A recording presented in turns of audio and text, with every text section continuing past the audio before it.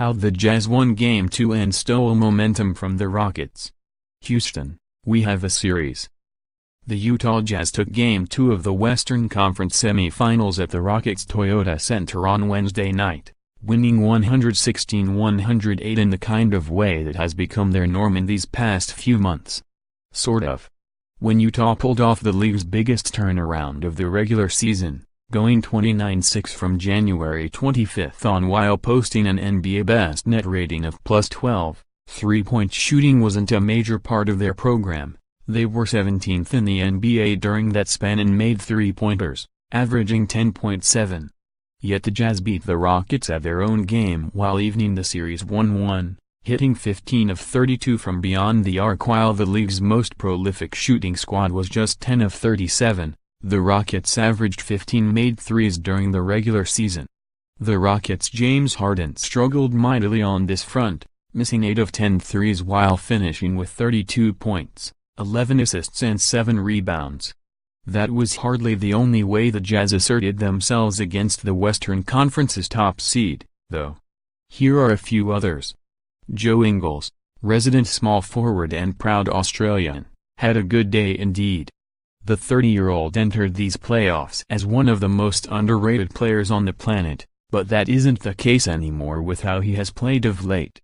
This was Ingles' finest moment yet, as he scored a career-high 27 points on 10 of 13 shooting overall while hitting a career-high 7 of 9 three-pointers.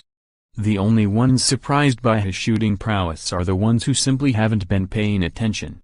Ingles, who spent the first 8 years of his professional career playing internationally, was 4th in the league in three-point percentage during the regular season, 44%, tied with Golden State's Klay Thompson. He buried one from the left corner with 4:25 left in the fourth quarter that was as big as any, pushing Utah's lead to 108-96 after Donovan Mitchell found him on a perfect pass after driving the lane. The difference this time, of course, was that Ingles had more three-point shooting company than normal. Reserve forward Jay Crowder hit 3 of 6 threes and had 15 points, while Dante Exum and Mitchell had 2 apiece as well. More NBA. This was a different script for the rookie sensation, as he took a pass-first approach in the first quarter, 5 of his 11 assists, when it was clear that Houston was determined to shut down his offense. The Jazz strategy worked as Utah jumped out to 36-28 lead when Ingles, 11 first-quarter points, found himself with open looks. Yet while Mitchell was cold for most of the night, finishing with 17 points on 6 of 21 shooting with a team-high +13 rating, the reigning slam dunk champion finished with that flair which is so remarkable for a rookie.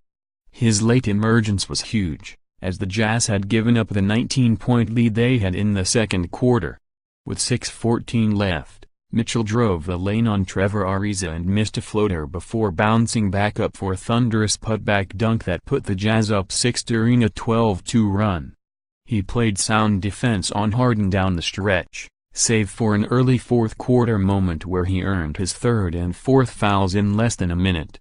"This young man is fearless," TNT analyst and Hall of Famer Reggie Miller said on the telecast. "And he has a short-term memory. You don't see third and fourth-year players develop that. What's more, he outplayed the Rockets' point guard, Chris Paul, when it came to playmaking." Paul, who missed 11 of 19 shots and had 23 points, had just 3 assists. The loss of Jazz point guard Ricky Rubio to a hamstring injury just before this series was seen by many as a death knell, but coach Quinn Snyder has managed to find other contributors. Alec Burks, the 26-year-old guard who played a combined 5 minutes in the first 5 games of the playoffs, had 17 points, 7 of 11 shooting, and 6 assists in 22 minutes with a +7 rating.